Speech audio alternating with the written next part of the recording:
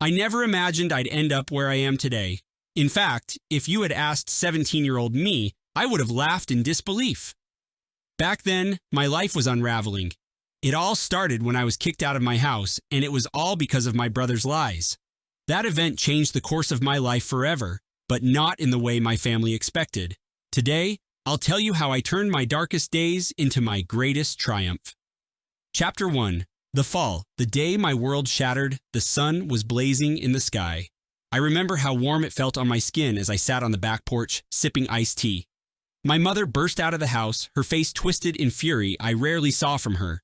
She held a letter in her hands, the pages crumpled and torn, and in her eyes there was a glint of something that scared me. Betrayal.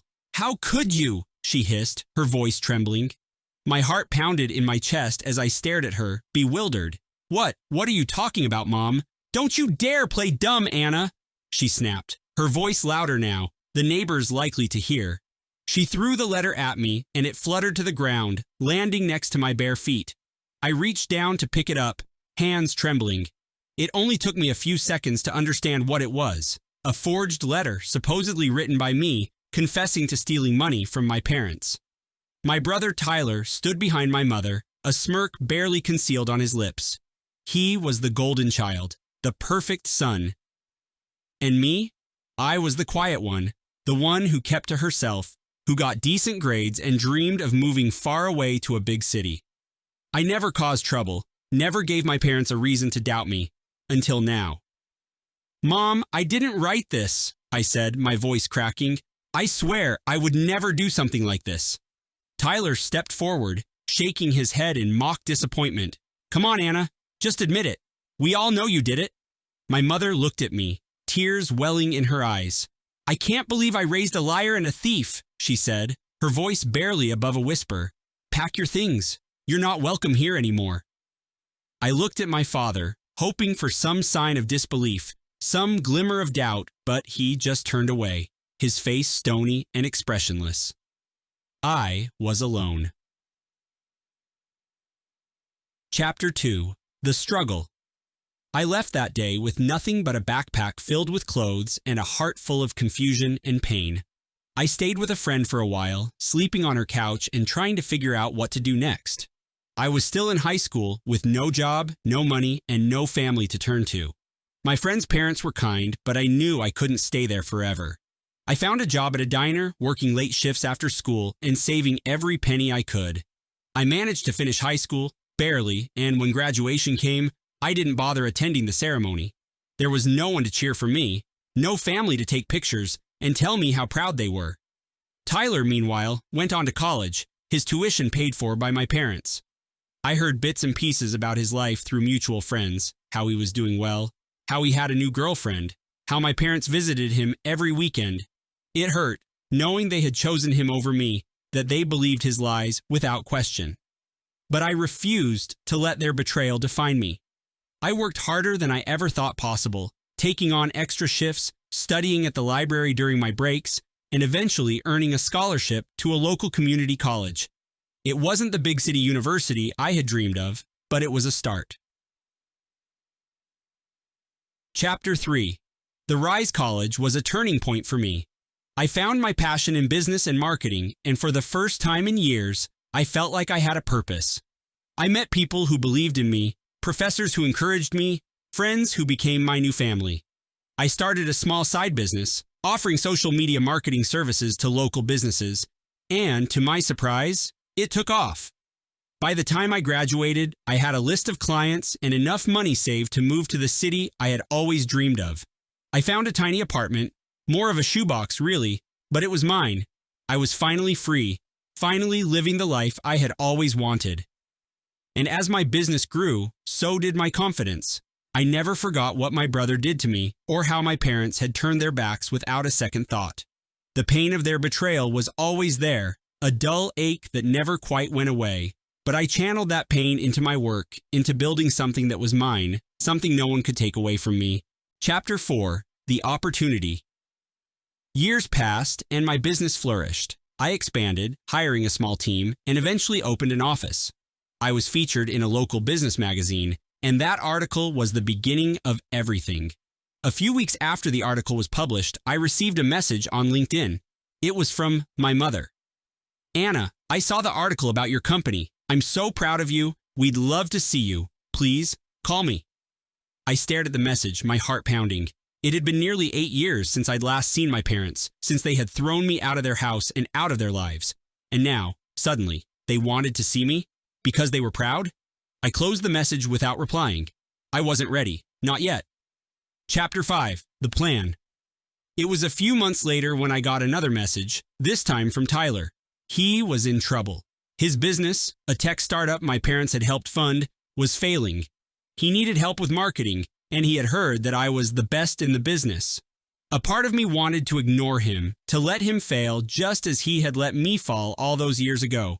But another part of me saw an opportunity, a chance for revenge, not the kind that would hurt him, but the kind that would show him just how wrong he had been about me. I agreed to meet with him. We sat in a cafe, and as he talked about his business, I could see the desperation in his eyes. He was no longer the smug, arrogant brother who had lied to get me kicked out. He was vulnerable, and he needed me.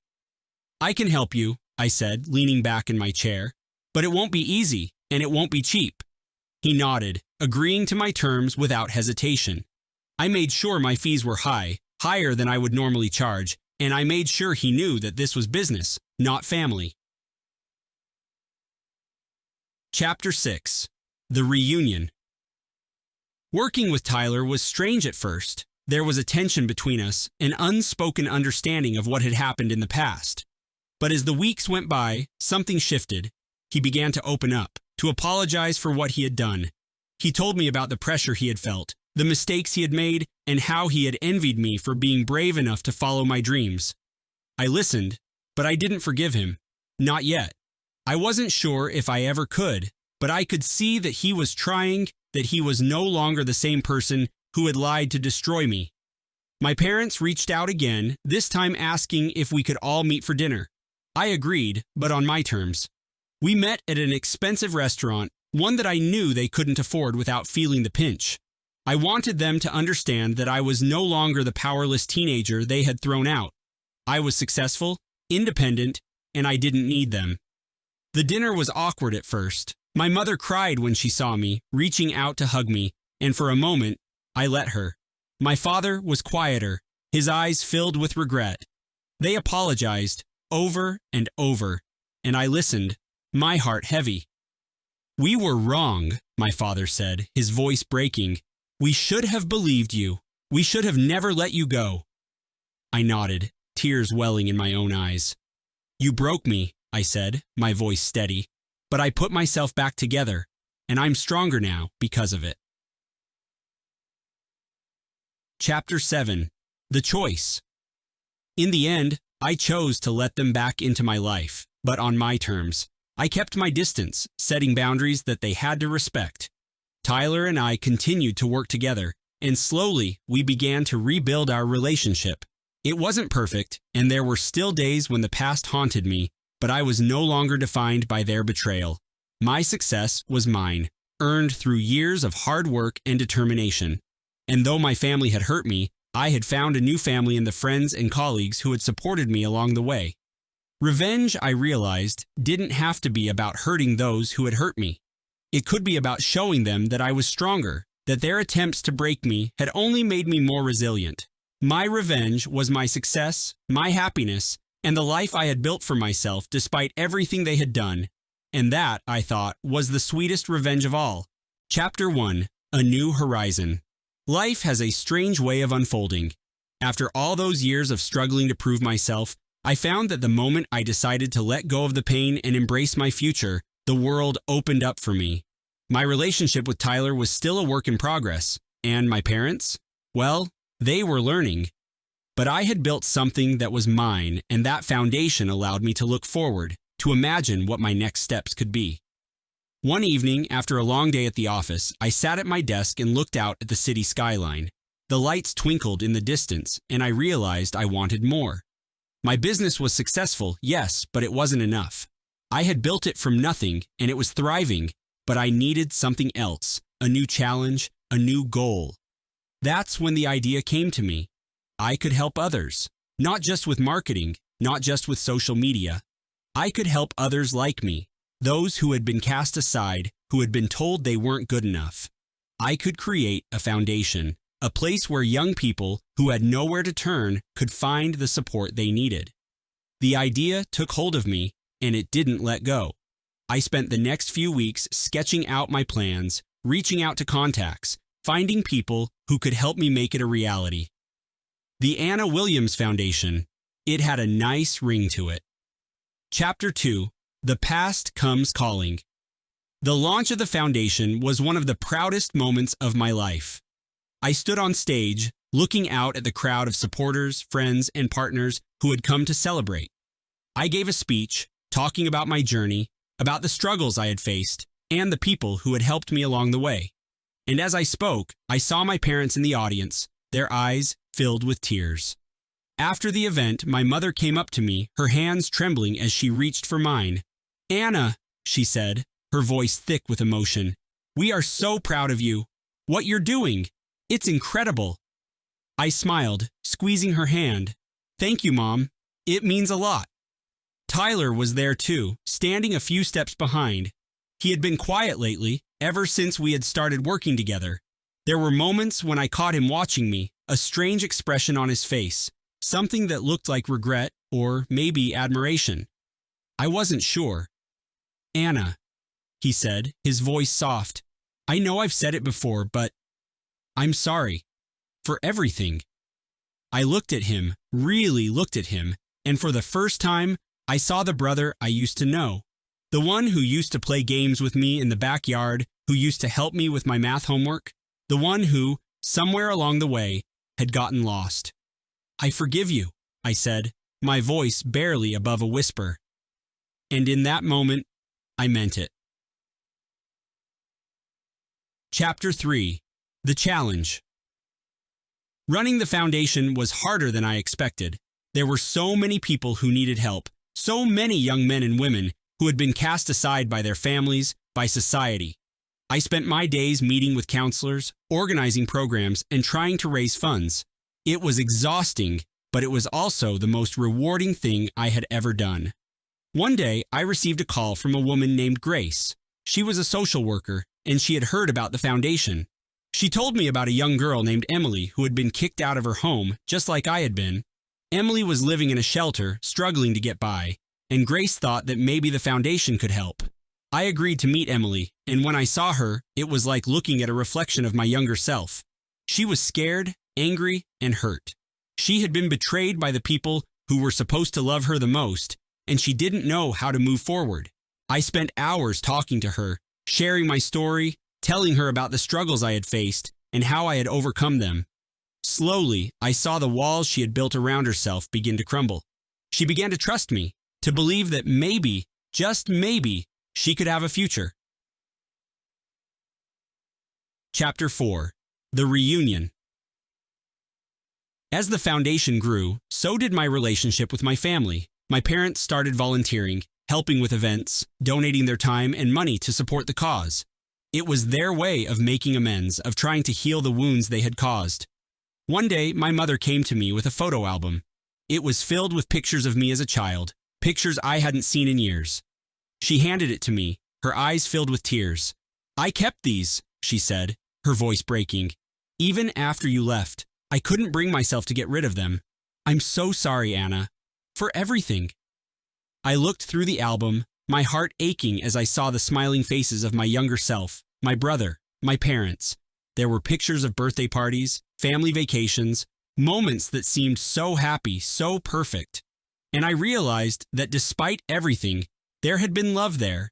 It had been buried beneath the lies, the betrayal, but it had existed. "I forgive you," I said, my voice soft, and in that moment, I felt a weight lift from my shoulders. Chapter 5. Moving Forward. The foundation continued to grow, helping more and more young people find their way. Emily became one of our success stories. She went back to school, found a job, and eventually she started volunteering at the foundation, helping others who were in the same position she had once been in. Tyler, too, found his place. He started working with the foundation, using his skills to help with the business side of things. We became partners, not just in work, but in life. We weren't just siblings, we were a team, and together, we were making a difference. My parents were there every step of the way, supporting us, cheering us on. We weren't the perfect family, we never would be, but we had found our way back to each other, and that was enough. Chapter 6. The Sweetest Revenge. One evening, as I sat in my office, looking out at the city skyline, I thought about how far I had come. I had been broken, cast aside, told I wasn't good enough, but I had risen above it all, had built a life that was mine, had found a way to help others who had been through the same pain. And as I looked out at the twinkling lights of the city, I realized that my revenge was complete. Not the kind of revenge that involved hurting those who had hurt me, but the kind that involved proving them wrong. I had succeeded, not despite their betrayal, but because of it. I had taken the pain they had caused me and turned it into something beautiful, something that was helping others, something that was making a difference. And that, I thought, was the sweetest revenge of all.